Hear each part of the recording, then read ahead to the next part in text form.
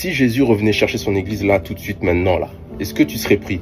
Non, parce qu'on peut dire plein de choses sur les églises, les pasteurs, tout ça, mais à la fin, ce qui compte, c'est ton salut individuel.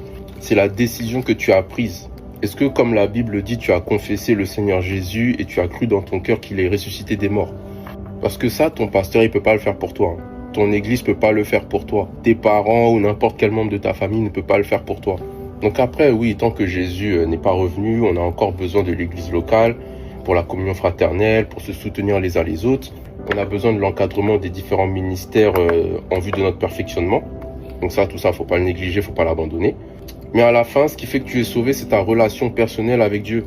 C'est ta foi personnelle en Jésus-Christ. Il ne faut pas que ton salut dépende de la perfection de ton pasteur, de la grandeur de ton église, de l'authenticité des frères et sœurs. Mais à la fin, c'est entre Dieu et toi. Parce que Dieu va rendre à chacun selon son œuvre.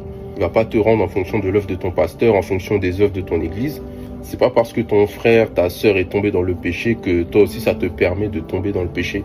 C'est pas parce que ton frère, ta sœur a abandonné la foi ou bien ton pasteur il t'a déçu qu'il faut que tu abandonnes la foi à ton tour. Comme la Bible dit que celui qui est saint se sanctifie encore.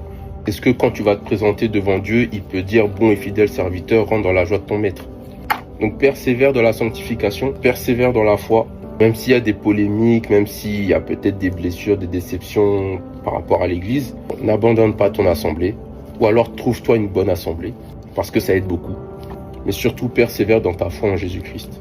Parce que c'est ça qui va déterminer si tu vas être pris ou non si Jésus revenait là tout de suite. Là.